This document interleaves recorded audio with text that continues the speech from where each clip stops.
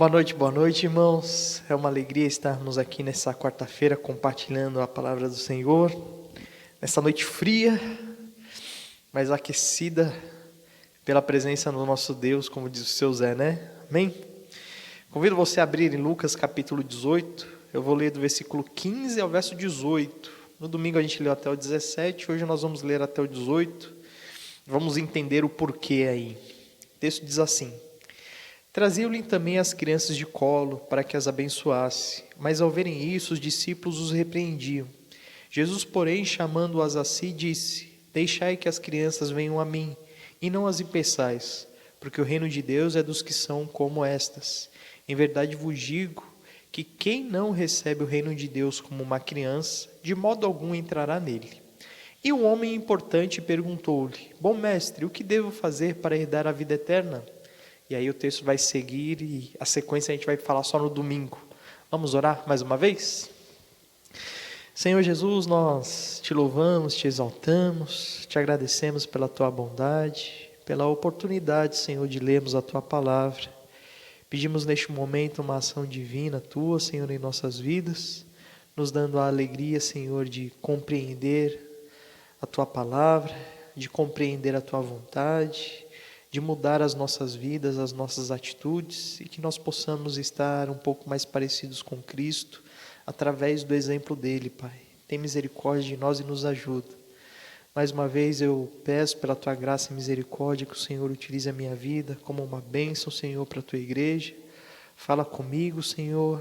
Preciso muito ouvir a tua voz e peço também que o Senhor fale através de mim, não por mérito, Senhor, mas pela tua misericórdia e graça sobre as nossas vidas.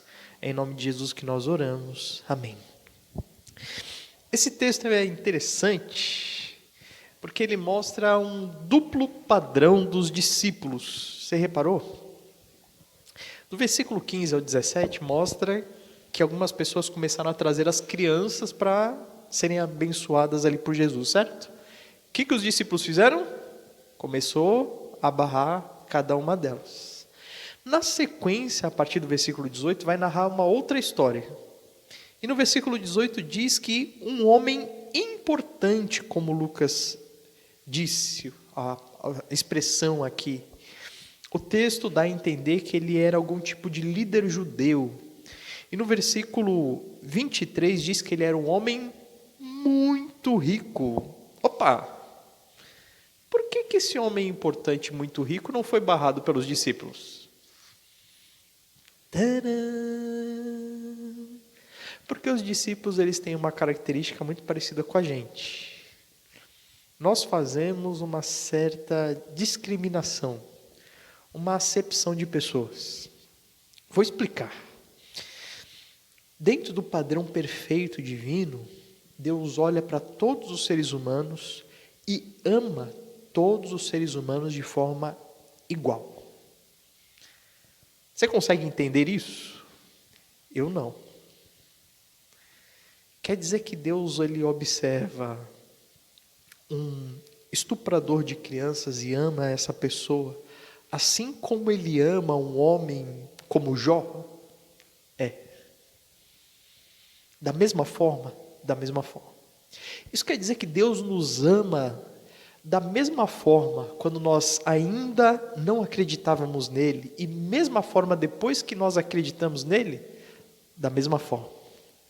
Quer dizer que ele nos ama da mesma forma desde que a gente nasceu até o nosso final, até o nosso último suspiro de vida? Exatamente da mesma forma. E ele ama da mesma forma todo e qualquer ser humano. Isso para a gente, irmãos, é indescritível. A gente não consegue amar assim. Você já deve ter percebido que você ama algumas pessoas muito mais do que outras, não é? E outras você simplesmente não tem sentimento nenhum por elas. Mas a Bíblia nos convoca a ter um certo tipo de atitude em que nós devemos lutar contra isso e expressar o nosso amor na prática por todas as pessoas de forma igual.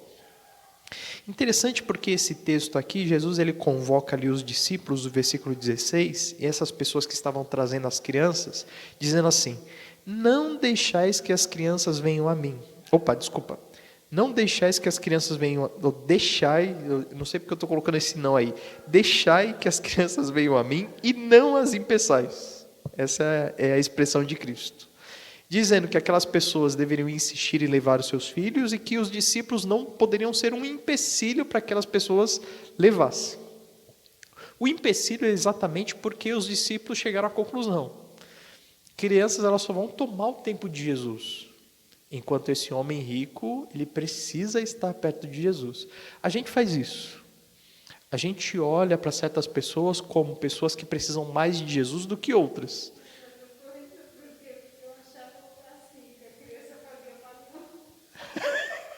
É isso mesmo, né?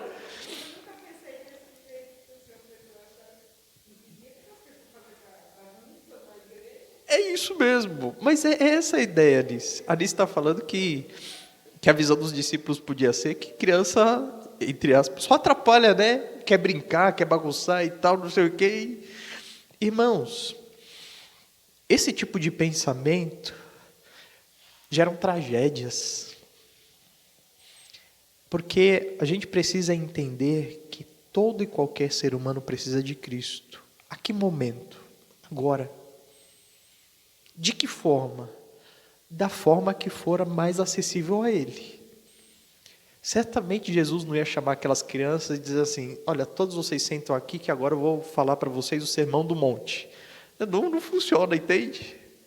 O que Jesus fez ali foi colocá-las no colo, orar por elas, abençoar elas e pronto. Então, com cada pessoa com característica, a gente vai apresentar a Cristo. O que a gente precisa entender é que nós não podemos discriminar pessoas. Achar que algumas pessoas precisam mais de Cristo do que outras. Deixar certas pessoas de lado como se elas não precisassem de Cristo, como outras precisam. Não, a gente sempre precisa entender que todas precisam, em igual quantidade, em igual proporção. Quem avalia a questão de mérito para estar perto de Cristo é a gente. A gente olha pessoas com certos pecados e diz assim, nossa, esse daí precisa de Deus. Só que com outros parece que não, esse aqui eu acho que ele está quase lá, então ele não precisa ainda. Quer ver? Quando você ouve alguém falar assim, não, mas eu sou ateu. Nossa, não sei se isso acontece com você, mas alguma coisa dentro de mim já fica doido assim, fala assim, não, eu preciso falar para esse cara que Deus existe. Não é possível, como é que ele pode achar que Deus não existe? Mas quando eu vejo uma pessoa que é boa, que é caridosa, que ajuda o próximo, mas não conhece a Jesus, eu não tenho o mesmo ímpeto. Oxi, os dois não precisam de Jesus? Os dois precisam. Mas eu sempre vou classificar um ateu como alguém que precisa mais do que aquele que faz boas ações, mas também não conhece a Jesus, entende? Então, a gente não pode classificar as pessoas pelo status social delas, por características, por pecados. A nossa função, como discípulos de Jesus, é sempre levar todo mundo para perto dele. E todo mundo é todo mundo mesmo. A gente tem uma responsabilidade dentro do nosso lar, da nossa família. Mas a gente tem a mesma responsabilidade em qualquer lugar, em qualquer ambiente onde nós estivermos. E a gente não vai olhar para o morador de rua como sendo alguém que precisa mais de Jesus do que o rico e o milionário. Os dois precisam. E a gente vai levar Jesus aos dois dentro da proporção daquilo que eles derem para a gente abertura, entende? A gente vai falar sobre o rico no domingo e a gente vai entender aí a dificuldade do rico em se aproximar de Deus, mas é só para a gente entender que, biblicamente falando, a probabilidade de um pobre se chegar a Deus é muito maior e muito mais fácil do que um rico se chegar a Deus. Então, entre aspas, se a gente fosse intensificar aí a nossa pregação ao Evangelho, seria intensificar para os ricos e não para os pobres, né? Mas por que a gente faz o ao contrário? Porque a nossa visão de pobreza é que a pessoa precisa mais de Deus. E o rico? O rico tem tudo, ele não precisa de Deus. O que é mentira, na verdade. Então, só para a gente entender, a atitude dos discípulos foi de classificar pessoas. Você merece chegar a Jesus, e você não. E Jesus disse, olha, não é assim que funciona. Tanto o rico, como o pobre, como a criança, como o adulto, como o idoso, todo mundo deve ter acesso a Jesus. Quem não pode ser empecilho, somos nós. Isso é o que a Bíblia chama de acepção de pessoas. Ou seja, a gente forma grupinhos que merecem mais Jesus do que outros. Não pode ser assim jamais, jamais. Quem precisa de Jesus? Todo mundo. Até o pastor precisa? Preciso. Ainda mais. Os pecados são maiores do pastor, né? Mas a gente precisa compreender essa realidade. Você é responsável por aproximar todo mundo de Jesus, independente de quem seja. Independente da sua visão dessa pessoa. Até mesmo se essa pessoa, de certa forma, parece estar mais perto de Jesus do que você. Você mesmo assim deve se aproximar dela para investir na vida dela. Irmãos, ninguém é perfeito. Todo mundo em alguma área precisa de ajuda de alguém para se achegar a Jesus. Quem vai ser essa ajuda? Nós. Se não estivermos ajudando a se aproximar de Jesus, certamente seremos um empecilho. Entende?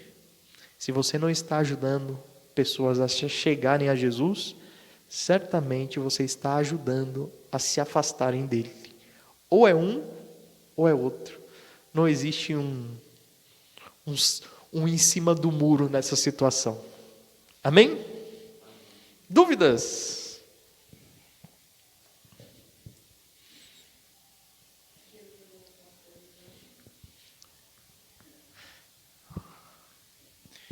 A Carla perguntou se Deus ama os pastores mais. Olha, eu vou dizer que sim.